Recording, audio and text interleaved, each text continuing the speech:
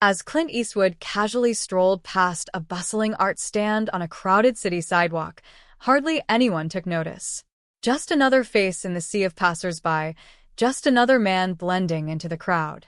But everything shifted the moment he paused, picked up a painting, and silently listened to the girl standing behind the stand. Because this wasn't just any artist.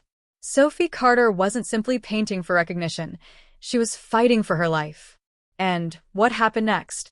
It became an unforgettable moment. Because in true Clint Eastwood fashion, he didn't just buy a painting, he changed her future forever. The hospital room was cold, sterile. Overhead, the fluorescent lights buzzed faintly, casting a pale glow against the white walls. The sharp scent of antiseptic clung to the air, mixing with the distant, rhythmic beeping of monitors from the next room. Sophie Carter sat still on the crinkled hospital bed, her hands curled into tight fists in her lap. Across from her, Dr. Patel adjusted his glasses, his expression unreadable, carefully neutral. Sophie already knew what was coming. She had heard this tone before, the same soft, measured voice doctors used when delivering difficult news. "The treatment is working," he said, a flicker of hope in his voice. "But you'll need at least 2 more rounds of chemo." Sophie barely reacted. By now, she was used to this routine, the pain, the sickness, the exhaustion. It had become a part of her life. But what she wasn't prepared for was what he said next. "I understand your family is struggling with the costs. Unfortunately, without insurance coverage for the next round, the out-of-pocket expenses will be..." He hesitated, then sighed. "Substantial." Beside her, Sophie heard her mother exhale shakily.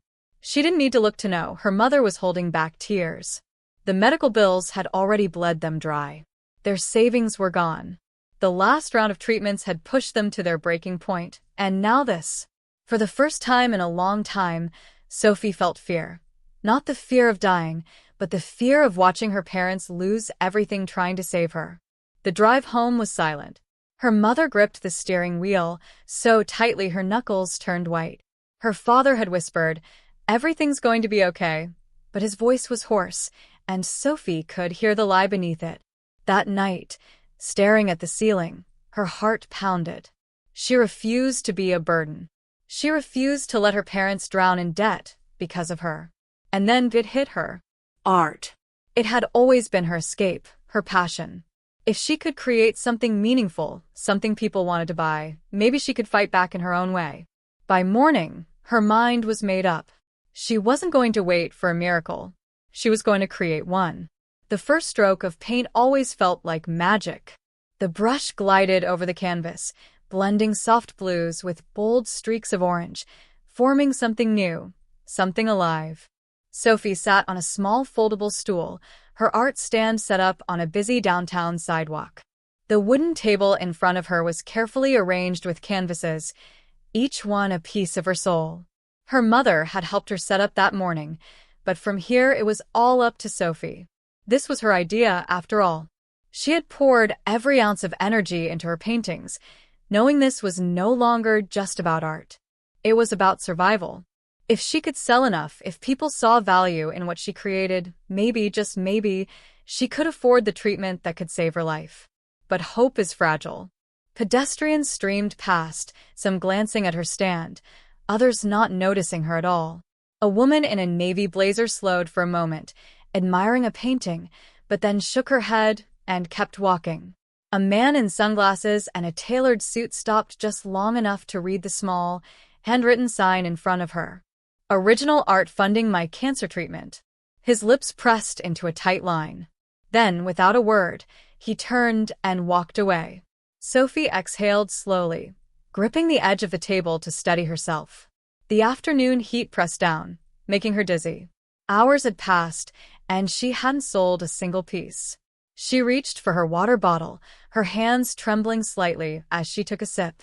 Fatigue gnawed at her bones, a cruel reminder that she wasn't just fighting the world. She was fighting her own body. But giving up? That wasn't an option. Forcing a smile, she looked up as an elderly couple approached. The woman's eyes sparkled with curiosity as she ran her fingers lightly along the edge of a canvas. "These are beautiful," she murmured. It was a piece Sophie had poured her heart into, a vast desert sky, painted in deep purples and streaks of gold. How much for this one? Sophie swallowed. $80. The woman exchanged a glance with her husband, who gave a small nod. We'll take it. For a moment, Sophie didn't move. She had rehearsed this moment in her head, but now that it was real, she felt frozen. Then, as the woman handed her the cash, something inside her cracked open. The first sale. The first victory.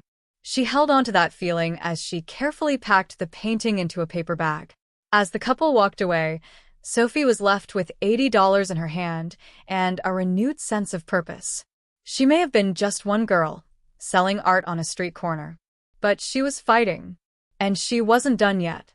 The city pulsed with life. Street musicians strummed guitars on the corners, their melodies weaving into the distant hum of traffic. Tourists snapped photos of murals painted on old brick buildings. Businessmen, eyes glued to their phones, brushed past without a second glance. Sophie sat at her small table, hands resting on her knees, watching the world move around her. It was strange being surrounded by so many people, yet feeling invisible. She had sold one painting. One. Each time someone's gaze flicked her way, hope flared in her chest. Maybe this time. Maybe this person would stop, would see her not as a girl begging for charity, but as an artist. Most didn't. Some slowed their pace, glanced at her work, then kept walking. Others never noticed her at all. And then there were those who stopped but only to offer pity, not support.